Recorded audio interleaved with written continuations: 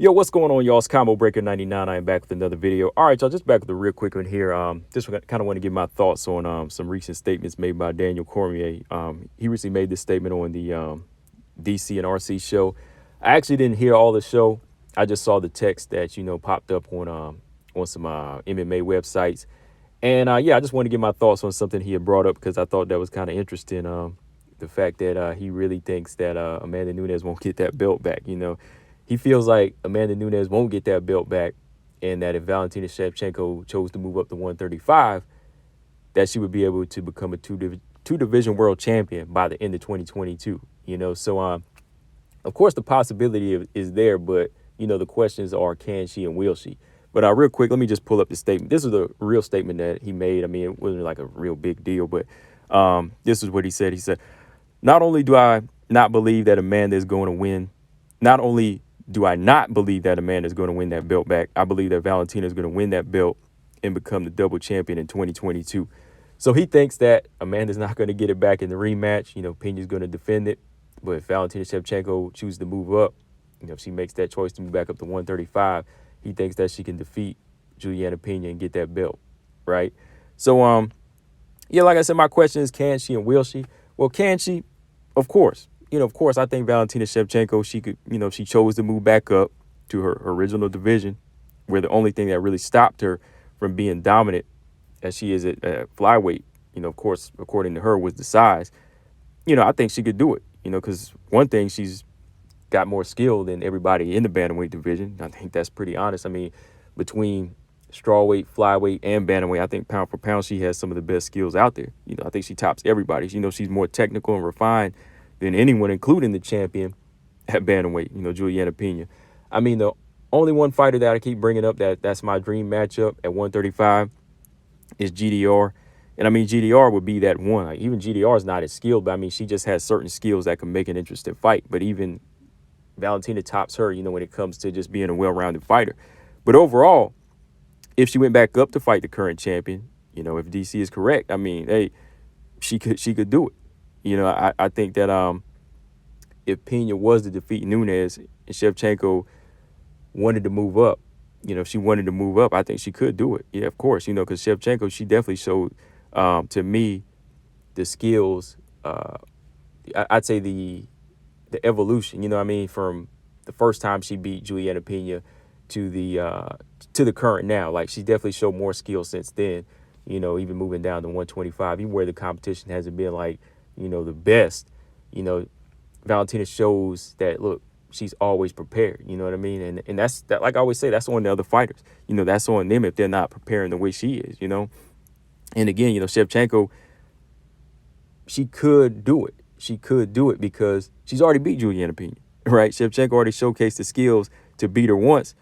So she's already riding off of that versus if it was Nunes, if Nunes was to win the belt back, it would be another close fight, right? Honestly, it would be another close fight possibly. Or, Valentina might be able to correct what she did wrong in the second fight, in the first fight, and actually pull out another win. But I think that if she did move up now and say if Juliana Pena already defeated Nunes, she could beat her.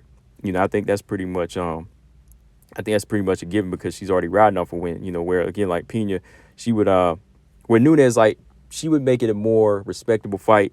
Juliana Pena would play more into the technical style of Shevchenko, which is a big chance of them repeating history because Pena is that reckless fighter like I talked about in my previous video where I was discussing why I love WMMA, how the styles always match up, like whenever Joe Frazier, he goes after George Foreman, I mean, 10 times out of 10, George Foreman would beat Joe Frazier. Rest in peace to Joe Frazier, because if you go back and look at both of them fights, I mean, he offered nothing that could really offset George Foreman in that type of style matchup. I know this is MMA, but the way Juliana Pena approaches her fight sometimes, where she can get reckless and she could just go in on heart.